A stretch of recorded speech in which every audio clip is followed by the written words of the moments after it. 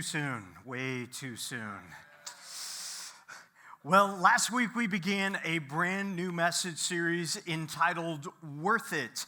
And I'm excited to share this message content to everyone at Houston Church, with everyone at Lake Oconee Church, with everyone joining us as they're traveling during Thanksgiving break.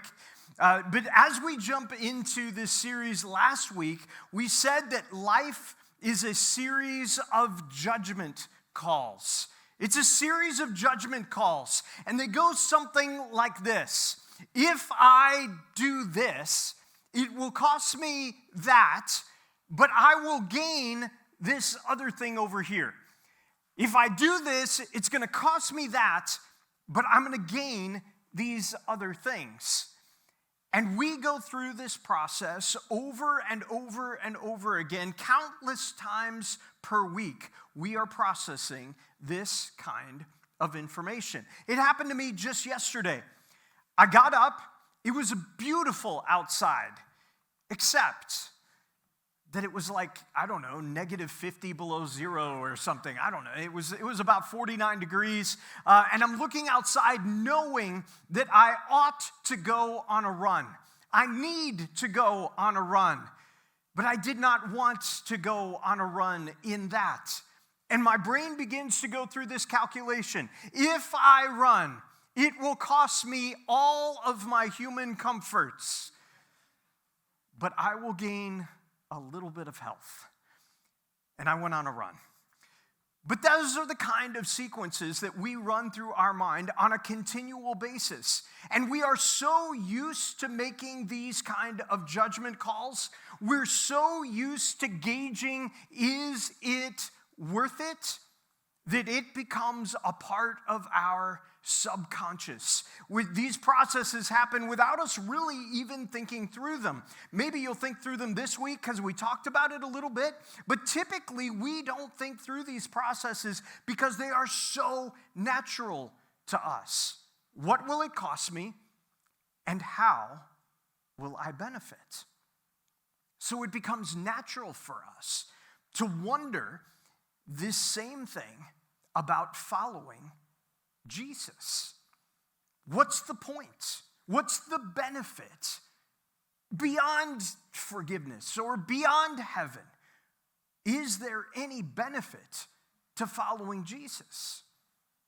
And for some of us, we're pursuing that answer for ourselves because we've got some questions, we've got some doubts, we've got some history, and that may be something that brought you into the room today. That may be why you're joining us.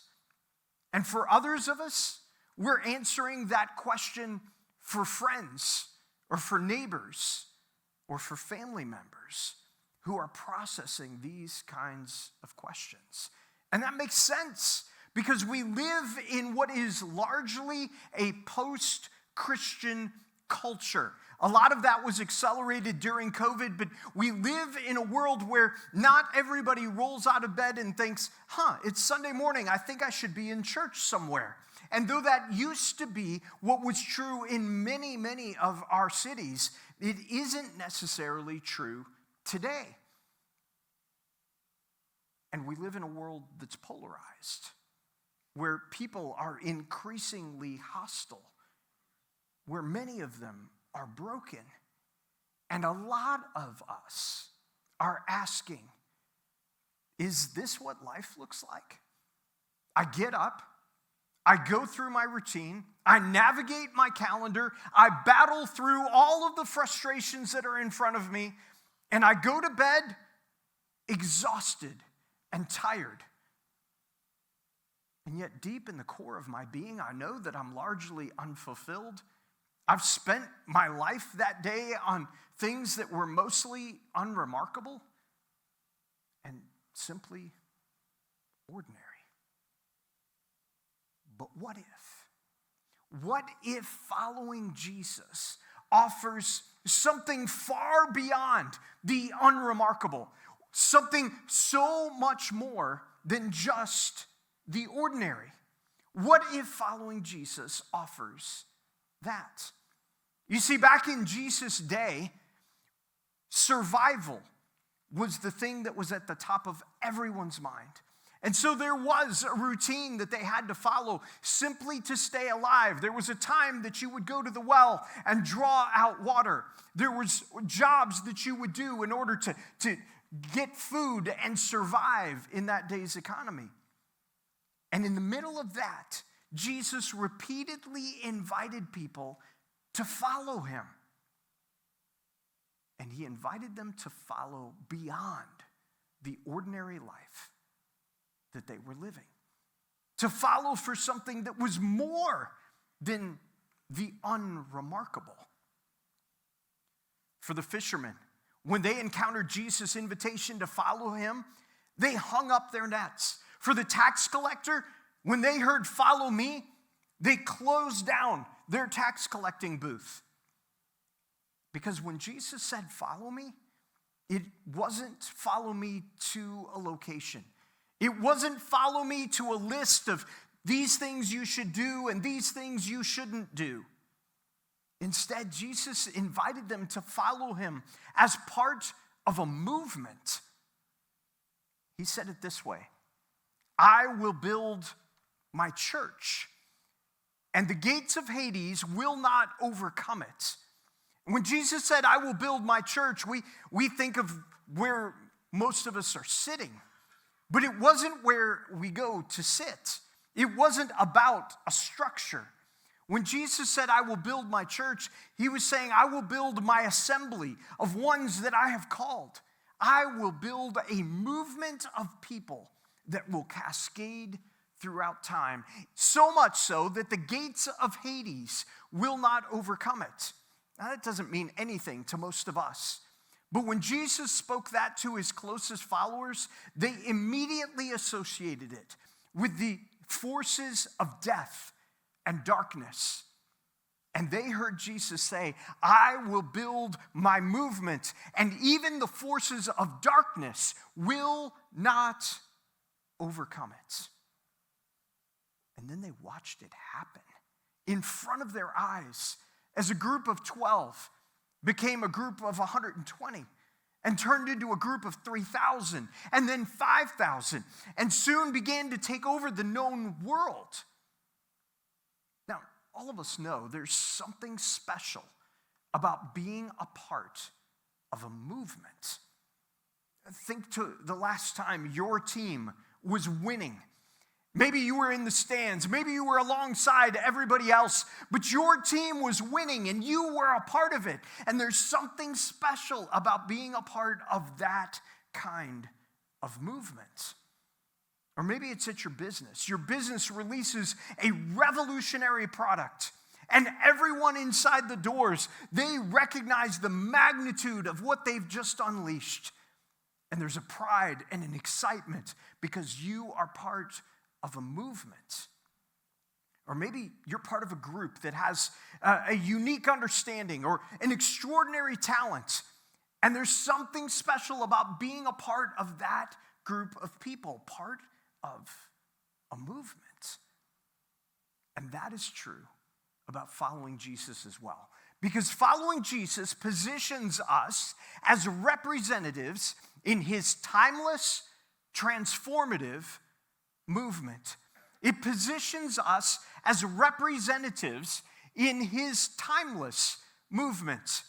Because this movement was described way, way back in the first pages of Genesis as God promised to Adam and then to Abram of what he was going to do throughout time through Jesus. It's something that's timeless all the way back to the days of Jesus as he begins to invite people to follow him in this movement. And it continues into our daily lives right now. And it's transformative because in all of that time, we can find countless stories of life change that has been spawned because of this movement in people, in families, and even entire cultures have been shaped by the Jesus movement. And Jesus talked often with his followers about the fact that they were his representatives. In fact, there was one message that Jesus told over and over again, and Matthew captures it for us, and he puts it together. And in that one message, Jesus says this. He says, "You are the light of the world. A town built on a hill cannot be hidden, and neither do people light a lamp and put it under a bowl. Instead, they put it on its stand, and it gives light to everyone that is in the house." Think with me for just a second, because what Jesus is saying is super familiar to us, even though this may not click. He says, essentially, when the electricity goes out at your house, and so you put a candle on the kitchen bar, and suddenly everybody in the great room can see at least a little, because all of that light is cascading. And it wouldn't make sense to take that candle and go put it in the garage. It's not going to light anything there. And that's what Jesus is saying here. You are that candle sitting on the bar as the electricity goes out. So, in the same way, let your light shine before others, that they may see your good deeds and glorify your Father in heaven. The goal is, let your light be so obvious that other people can see it, that they see it happening right in front of their eyes. This isn't one of those moments where we do something discreetly and we hope that no one catches us doing good. And those are fine moments. But Jesus says, let your lights shine so broadly that when people look at your life, they see your good works, not so that you get a bunch of props, but so that your Father in heaven can be glorified because of the good you have done. Be caught doing good. Jesus then goes on, and he gives his crowd some practical illustration, some handles for how to live this in the world that they're living. And he uses an illustration that for most of us we're completely unfamiliar with. He says, if anyone forces you to go 1 mile, go with them 2 miles. Okay, what am I supposed to do with that kind of a principle? What does this even mean? Well, to the people Jesus was speaking to, they knew exactly what it meant because it was irritating. It was irritating because the Jewish people lived in their nation, and yet their nation was occupied by the Romans. And under military law, a soldier could walk up to anyone, no matter what it was that they were doing, and demand that they carry the soldier's pack. Now that pack, if it included all of their armor and their sword and all of their provisions, it could weigh upwards of 40 to 50 pounds. And they could just demand that someone carry it. But they could only demand that it be carried for 1 mile. And so you can imagine, for the people of that day, if they saw a soldier coming, they would turn and go the other way. If they saw a soldier coming, they would hope that it was their buddy and not them. But in that situation where it is them and the soldier says, I want you to carry my pack, then they had to stop everything they were doing. And you can imagine the joy on their face as they walked 1 mile out of their way. And then they had to come back to whatever it was that they were doing. And Jesus says, if you want to live this out, let me give you an illustration. Instead of going the obligatory 1 mile, go out of your way a whole additional mile. To bring this into context, today's version would say, if you're in the concession line at the game, and a guy wearing the other team's jersey is behind you, you let him go first and you pay for his purchase. You can imagine the reaction of the crowd. What? That's absurd. And that's exactly what the people of that day felt. Why would Jesus say anything like this? Because he knew that his movement had a brand. And it wasn't a t-shirt and it wasn't a logo, but John documented to him explaining it this way. And he said, by this, everyone will know that you're my disciples, that you're a part of my movement if you love one another. You see, this was more than a movement of kindness. It's more than just we got to be polite to the people that we encounter in our lives. But instead, love was the mark of this movement. It was the attraction of this movement. And Jesus is saying, you be so starkly different. You be so starkly different that others can't help but investigate what it is that you're a part of. Because following Jesus positions us as representatives in his timeless, transformative movement. But we all are incredibly busy. We're all ridiculously consumed by the urgent, yet in many ways, the unremarkable things that we're a part of. And so every day we get up and we work our way through our to-dos. We try to keep our head above water somehow. But how cool is this? That we, in the middle of all of that, get to be part of a movement that is changing the world. That's what Jesus invites us into. Now, for me, this is immensely personal because I have a family member that came to faith in Jesus because someone heard that they were getting ready to take a trip and their car had just broken down. And somebody loaned them a car. And that made such a stark impression because they knew that this person was a Jesus follower. And they loaned them their car at a significant moment. And that was a catalyst in drawing them to put their faith in Jesus. We truly are representatives of a movement that Jesus launched. So imagine what impact might happen in us and around us if we are intentionally likable and curious and alert and helpful.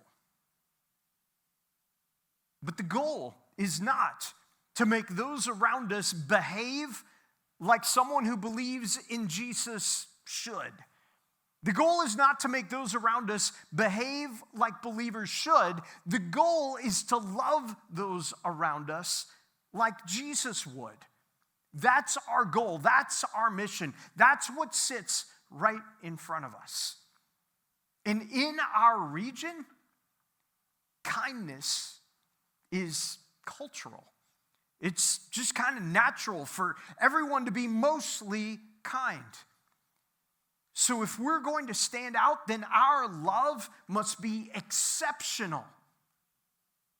And we've got an amazing model of that in the way that Jesus demonstrated his love for us. Now, as we talk about this, it just stays super ethereal. And for a lot of us, we're kind of drawing a blank. Okay, how do I even do that? How do I even start? For some of us, maybe we have some ideas. For others of us, we need a launching off point. So let me offer a few suggestions that maybe can springboard into something very, very practical for you. What if we pay for ours and the car behind us? Especially if we've got a Lovin' logo on the back of the car. What if we tip higher than we ought to? What if we're more patient than we need to be? What if we smile more broadly than we want to? What if we get involved more significantly than we have to? Maybe you look at this and go, that one's not really for me, but that one, wow. And somebody comes to mind. Or maybe as you go through the course of this week, somebody will. And while we do these things or similar, in the words of another follower of Jesus, Peter, be ready to give an answer for the hope that is within you. I don't know about you, but if I ever do any of those things, when I do those things, and somebody comments, and they're like, wow, that's incredible, thank you so much, I lose all my words. Usually what comes out is something like, you betcha. But what if, in those moments, we actually had thought through what I might say? Why did I just do that? And how do I help them know why I just did that? It isn't just because I'm a nice guy. I did that because somebody was extraordinarily kind and loving and forgiving and generous to me by sending Jesus. So what if we craft a phrase that's something like this? I'm grateful for God's love for me, and it's fun to just reflect that to others. Or maybe Jesus changed my life, and I'm just trying to mirror his love to people like you, people around me. Or I'm a Jesus follower, and I really want to love like he would. I sat here going through these as I was building these, because as I said, you betcha doesn't work, and I don't have one. So I was trying to craft a phrase, and I realized that there was an infinite number of ways to say that I've been loved extraordinarily, and I want to demonstrate that love to the people around me. I don't know how you should say it, but if you don't know how to say what God has done for you and why you're being kind to someone else, you may miss the opportunity to give the reason for the change in your behavior that is so starkly different from those that we may do life alongside. Plan your words. Don't just nod and smile in that moment if given the opportunity. And at the end of the day, they're not going to know who the preacher is down at that church or the catechism that that place believes. But our hope is that they will be blown away by how we love. Because following Jesus positions us as representatives in his timeless transformational movement. And we're not going to get it right every time. And we're not going to be perfect. And we're not going to meet every expectation that we encounter.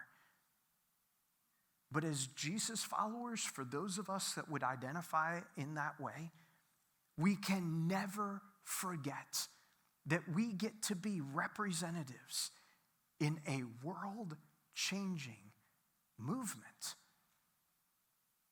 And imagine, as we live that way, we get the opportunity to see that the people around us are influenced by that kind of love.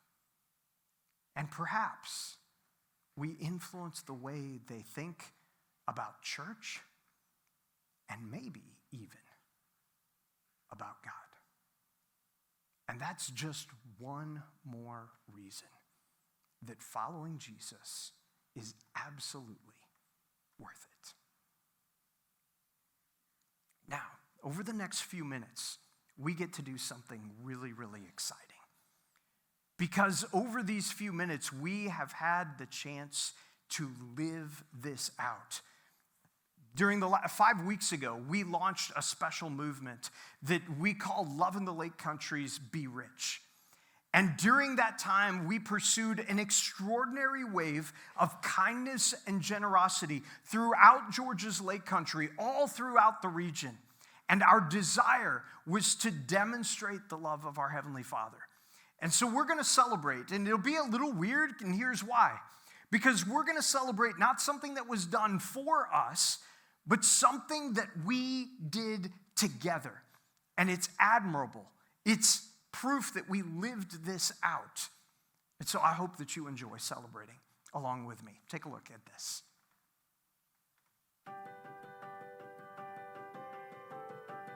Today's one of my most favorite days of the year because we get to surprise some incredible organizations because of your extraordinary generosity during Love in the Lake Country's Be Rich.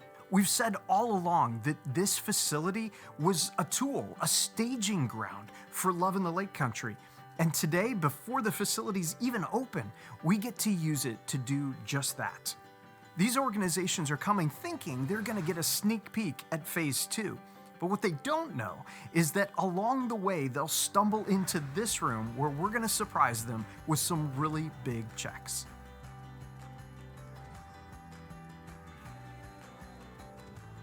Lake Oconee Youth Alliance is coming around the corner, and I'm so excited to give them this check. Here come the Boys and Girls Club. We're going to give them a great gift. They're coming. Surprise! Surprise! Surprise! We're very excited to present you with this check. As you start young life, we're able to support you in what you're doing. So you can go and open it. Oh my gosh. My goodness. Oh my gosh. I'm gonna cry. I'm excited to give you guys just over 60 boxes of snacks for your family. Thank you so much. 60 boxes? Yes. 60 of these? Yes. Oh my word. Throughout history, church has made people feel a lot of things, but loved often isn't one of them.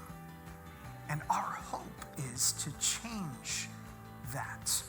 And Be Rich is one of the ways that we choose to do that. Did I also have a check for y'all? Let's see here. Just if I can get it open. Holy Holy cow. Holy cow. I cannot believe that. And in our neighborhood, we have all sorts of incredible nonprofits. So we've gone to them and we've said what it could be game-changing for you and life-changing for those you serve. So there you go. That's hopefully going to take care of that. Wow. That will. Yeah? Oh, wow. Thank you so much. Absolutely. Fabulous. Thank you. Bless you. Bless you. Bless you. Oh, wow. That's so phenomenal. Thank you so much. Yes, Oh, you guys are- absolutely. You're going to have kids in your home during the Christmas season. And you sacrifice a lot to do that year round. But especially to... Our goal is 100% participation. Our commitment, we give 100% of that away.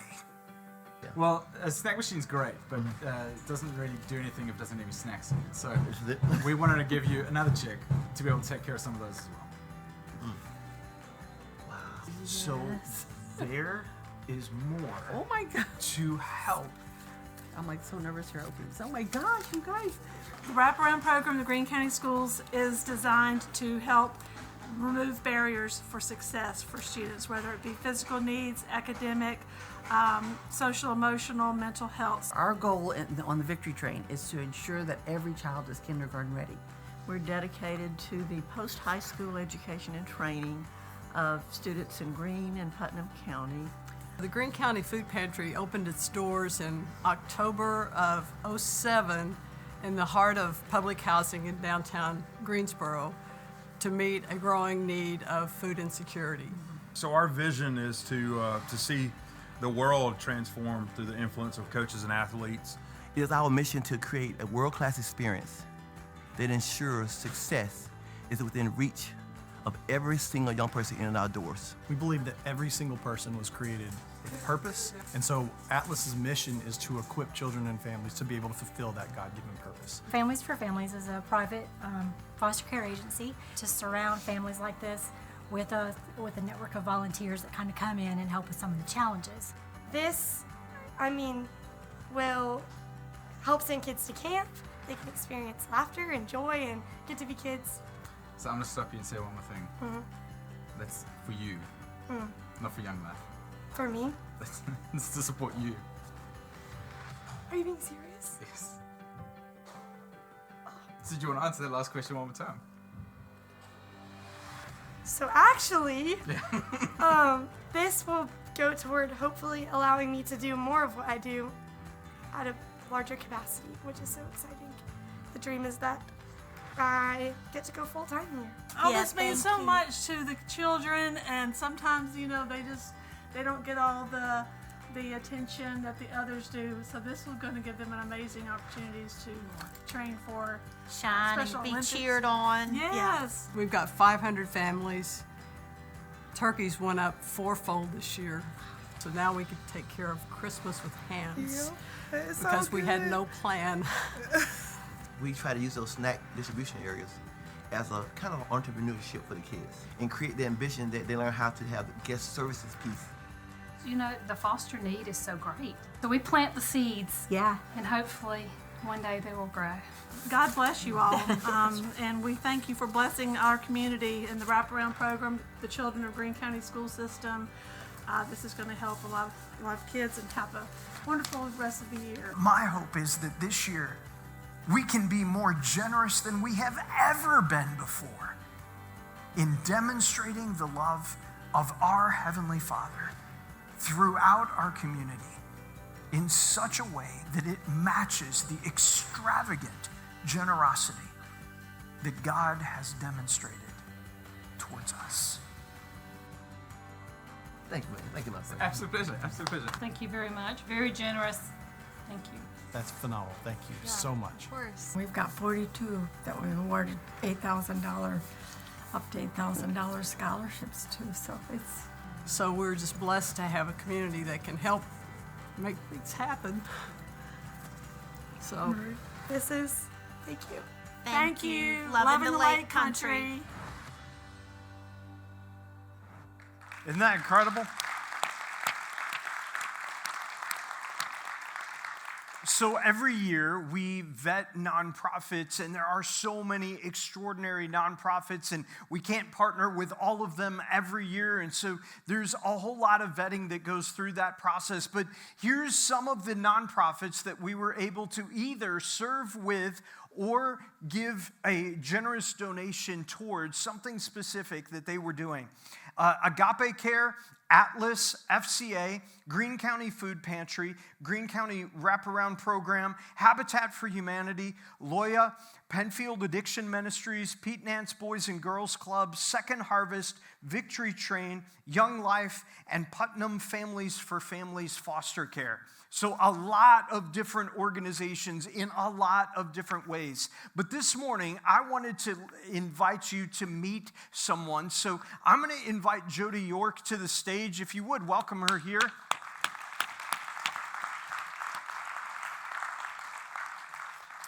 So Jody, you met Jody in the video just a couple minutes ago. Jody is a part of Putnam County's Families for Families, which is a foster care program. And Jody, in the video, you were there as we gave a generous donation to help one of the families that you work with.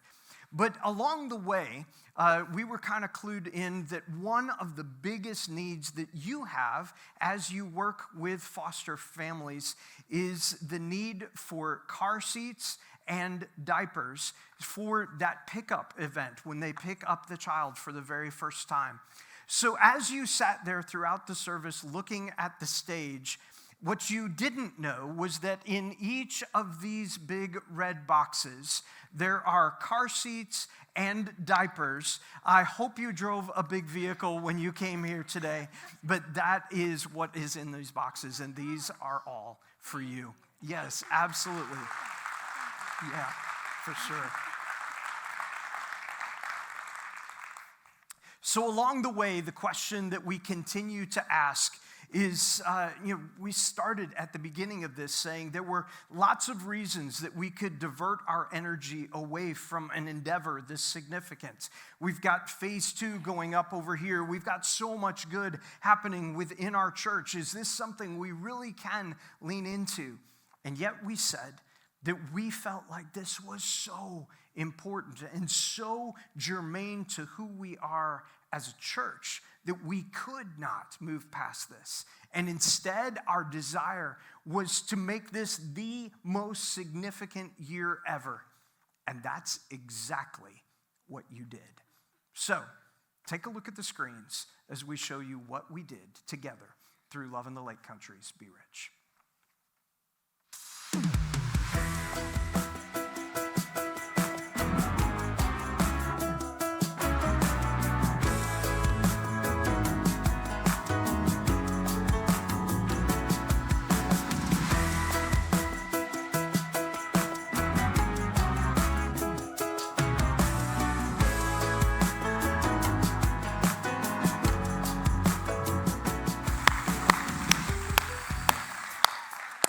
We celebrate that because that's incredible. This will be in my hair forever. We celebrate that because that kind of generosity and every single penny goes out the door to help our nonprofits go further, faster. And that's what we have done together in an extraordinary season. And I am so proud of the effort and the energy and the time and the resources that you have put towards making this a reality. Because as followers of Jesus, we are his representatives, and we get to demonstrate that kind of love throughout our community. Thank you for doing that so incredibly well.